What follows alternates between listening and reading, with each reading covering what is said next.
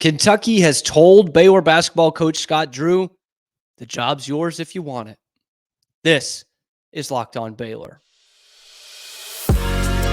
You are Locked On Baylor, your daily podcast on the Baylor Bears, part of the Locked On Podcast Network, your team every day.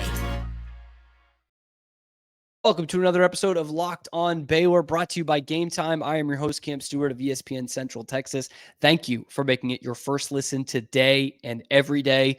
We are still big time on Scott Drew watch, and we got a huge development in this story. Kentucky has offered Scott Drew the job. And if you look at the list of coaches who they had in mind at the beginning of this thing, they don't have many options left. So now, what do we as Baylor fans have to do? What can Baylor do? We're going to talk about all that. But the breaking news, of course, is that Kentucky, Mitch, Barnhart, and Kentucky have offered the premier college basketball coaching job to Scott Drew. He can replace John Calipari tomorrow if he wants.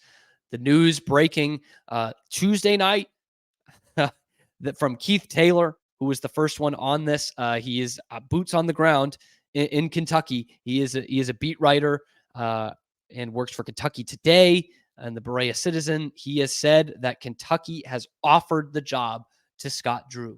All this speculation is coming into fruition right now. And honestly, if you look at it, it can't be surprising. I mean, Scott Drew was the odds-on favorite from the beginning. He was the primary target. That's another term we heard on Tuesday in a report from NJ.com and Andrew Zangoria. And if you're a Kentucky fan, it has to feel like it's falling into place. If you're a Baylor fan, this is your stomach is in knots. My stomach is in knots. It is becoming realer and realer by the minute. And it's one of those things, I talked about this ad nauseum yesterday, that Louisville and Indiana and Memphis, those are one thing. Kentucky is an entirely different thing. No matter how you are wired, you listen when Kentucky calls. You pick up the phone. And Kentucky is calling. They are calling big time, to the point of offering Scott Drew the job. And honestly, even before this offer came out, the longer this thing went, the more it pointed towards Scott Drew. Because, you look at it, and Dan Hurley said no. Nate Oates said no. Billy Donovan's on a different timeline. That leaves you with Scott Drew. And then a couple of guys who aren't as hot right now as Scott Drew. Guys like Bruce Pearl and Rick Pitino, who are good coaches for sure. No doubt. Pitino's a Hall of Famer. But right now, it's Scott Drew's job to lose.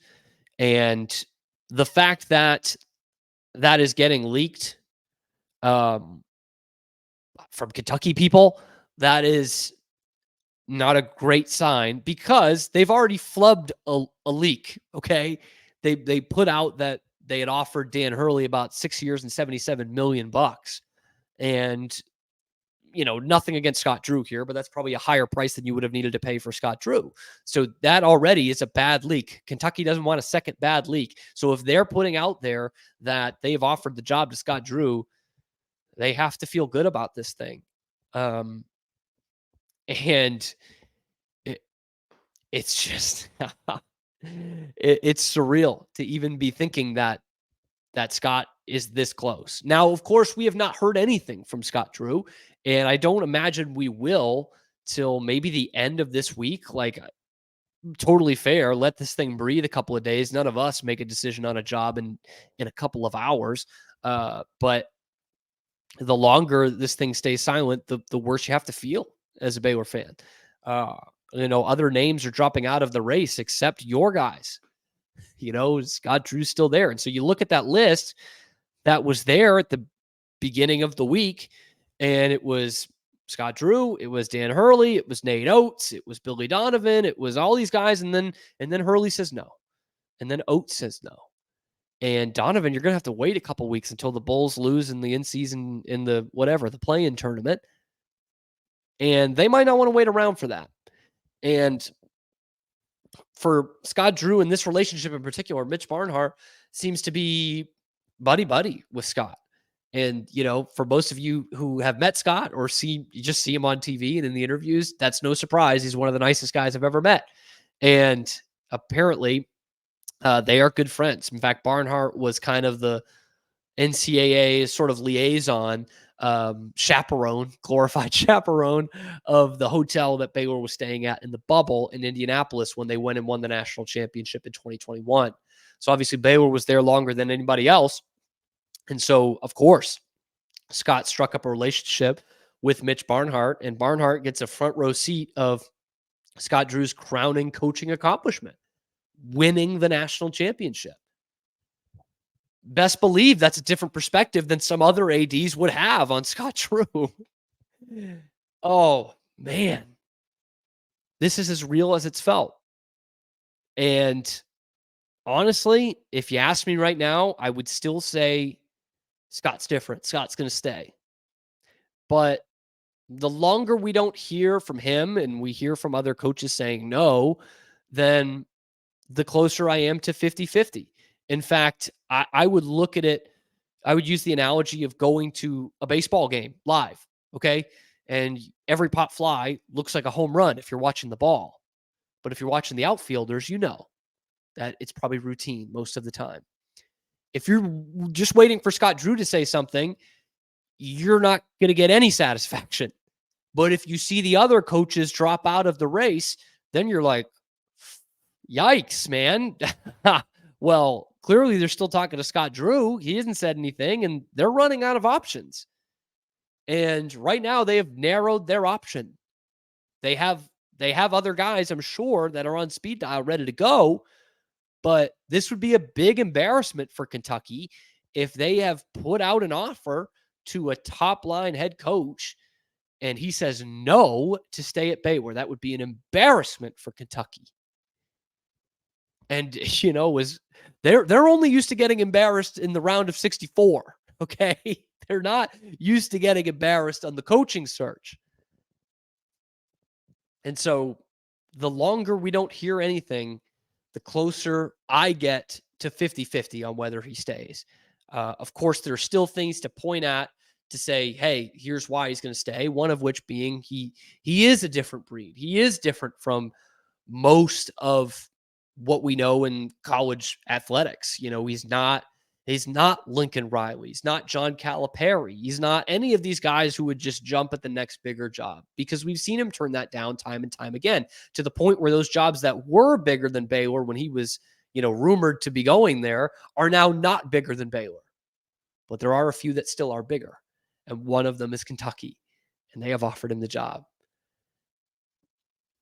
He's got a daughter at Baylor. He's built a new house in Waco. All of those things would point towards him staying, but Kentucky can offer him something that no other school can. They can potentially double his salary, even though he's one of the highest paid college basketball coaches right now.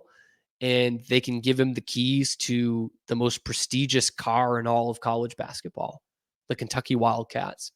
And that still scares me. And for each minute that goes by, it scares me even more. I can't lie to you guys.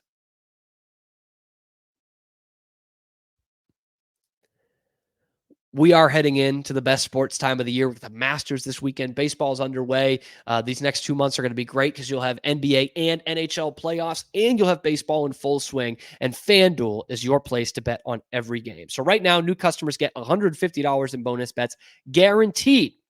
That's $150, win or lose. So bet on everything from slap shots to homers to slam dunks, all on an app that is safe, secure, and easy to use. So what are you waiting for? Visit FanDuel.com/locked-on and make your first bet an automatic win. That's FanDuel.com/locked-on, LOCKEDON. FanDuel, America's #1 sportsbook. So from the Kentucky perspective, the offer's out. You're just waiting. From the Baylor perspective, and if Scott Drew goes back to Mack Rhoades right now, and saying, okay, what can you do for me? I've got to be real sympathetic to the athletic department. I don't know what else Baylor can do. He is already one of the highest paid coaches in college basketball, a reported salary of over $5 million. Schools Baylor's size cannot do that unless they are ultra committed to basketball, which Baylor is. Okay, so you've gotten him that. You've made him a legend. You've made him, a deity in this town. He doesn't have to buy a thing that he doesn't want to in this town. He'll never have to pay for a Dr. Pepper in Waco. And you've given him this shiny new toy, the arena, Foster Pavilion, that he's been working on for years. And to think that he could leave after just a couple months there seemed unfathomable. So all that to say, I don't know what Baylor can do. Baylor has given him the best offer that Baylor can give, and they've done it over 20 years. It's just progressively gotten better. And, this is obviously off into the future, but if Scott does say yes to Kentucky, that is a bad deal for Mac Rhodes. Because then you look at it as you couldn't retain 2 Hall of Fame basketball coaches. That would be a real tough draw. And I know they're 2 way different circumstances, but history will remember that 2 of them left. And I think Baylor basketball's got a great foundation, but if Scott leaves, you could be in the wilderness. You have no idea. You really don't know if this program is going to be sustainable, because for 50 years before he got there, they were not sustainable. They had some good little spurts here and there, but they were never like a perennial contender in the Southwest Conference or the early days of the Big 12. So you're in panic mode. Now, the good news is, and if Scott takes the job, we'll definitely go over this in depth. You've got a great coaching tree to pick from. Your first call would have to be to Jerome Tang, Grant McCasland, although that's a tougher one, I think, to get him out of Tech than it would be to get Tang out of Manhattan. And you could even make some calls to Boca Raton. John Jacobs, hope you haven't settled in too much. Why don't you come back? Family's here till the end of the school year. Why don't you just come back? That could be discussions we're having in the very near future. But right now, Scott Drew is the Baylor basketball coach. And moreover, Scott Drew is Baylor athletics right now. If you lose Scott Drew, you don't have a lot. You just don't.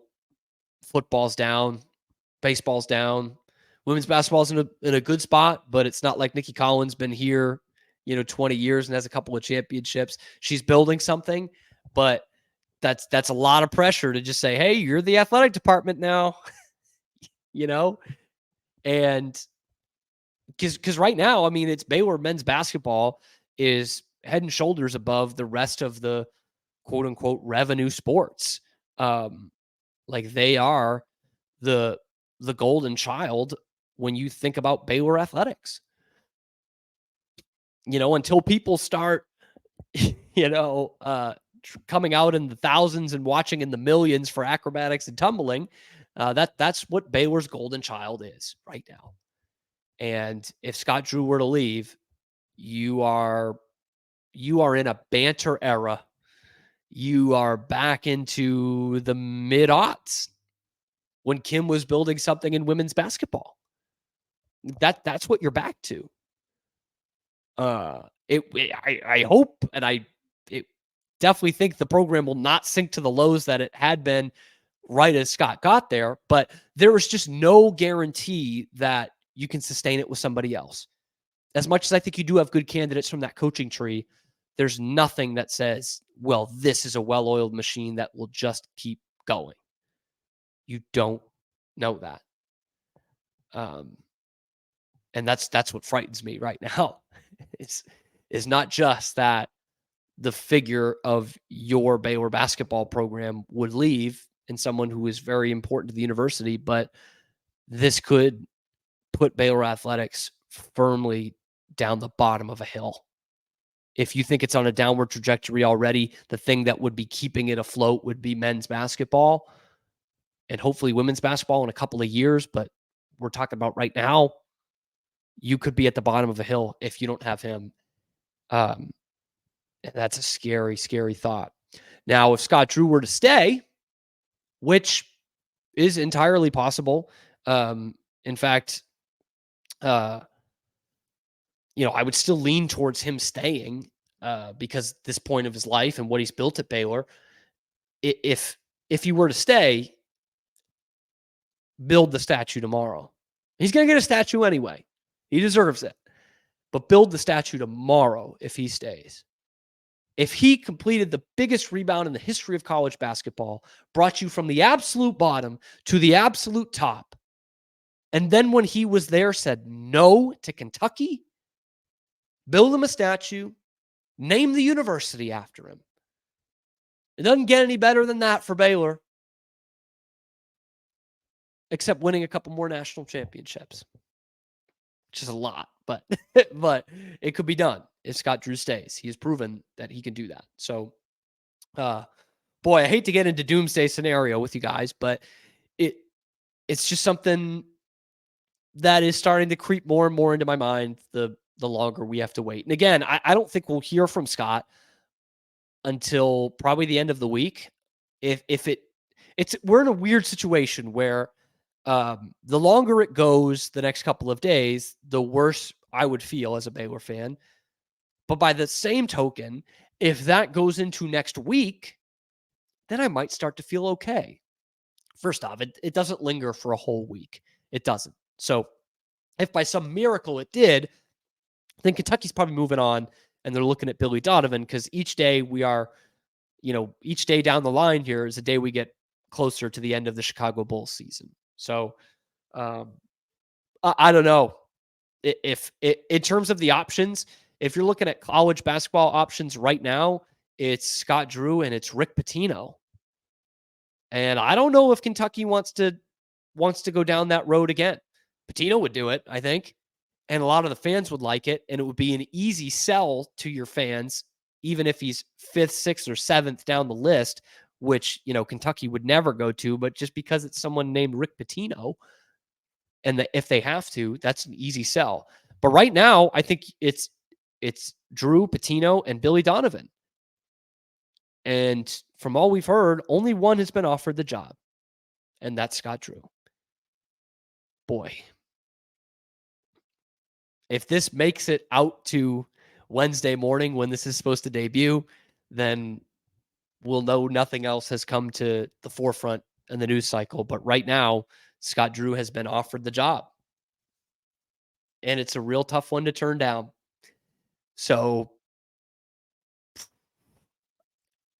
right now we are in a waiting game. We are in a massive waiting game. And yeah, that's where we're at. And I kind of touched on it in there, but I think it's worth talking about. Let's talk potential legacy, because that's something that came up in the forums and in the comments and on social media. So why not? Let's get into that. Let's talk about the legacy, depending on how this thing goes.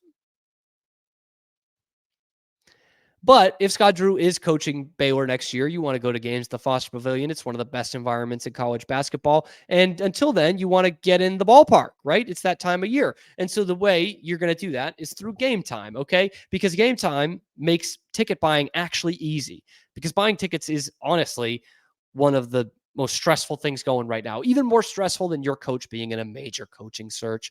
But if it's sports games, concerts, comedy shows. I used it for a comedy show I'm going to next week. Gametime is the best place and really the only place to go and buy your tickets. First thing that stands out to me, when you go into Gametime's website, they have all-in pricing. So that price that you see on the homepage, that's the price. It's not like any of these other ones where they, double it in hidden fees. Not the case. Gametime, you see the all-in price. You can see the view from your seats before you hit purchase, so you're not getting boondoggled or hoodwinked or whatever word you want to use. You're not getting hoodwinked in terms of the price or The View. They also have flash zone deals that are going on throughout the week. So you can see when a section goes on sale, and they'll even give you the lowest price guaranteed. So that means if you go to another ticket site and they have got tickets in your row and your section that are cheaper than Gametime, Gametime's going to make it up to you. They're going to repay 110% of the difference to make sure it is worth your while. So take the guesswork out of buying tickets with Gametime.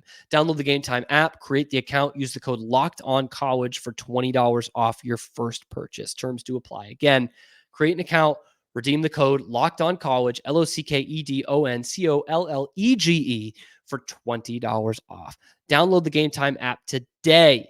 Last minute tickets, lowest price, and that, of course, is guaranteed. Something that is not guaranteed, like Gametime, is whether Scott Drew will come back to Baylor next year. And I know I've said this, but I can't believe that I'm even saying that. And I touched on it in the last segment. If he says no to Kentucky, build the statue. Build it tomorrow. Name the arena after him, put his name on the court, make Baylor the Fighting Scots, like Highland Park, as their mascot, if that's what you want to do. I'm here for it. The flip side is if he takes this job at Kentucky, how will he be remembered at Baylor? And this seems like a silly one to bring up because, it seems pretty easy how he would be remembered at Baylor. But there are some people in the comment sections that think differently of what I'm about to say. Scott Drew is a legend no matter what.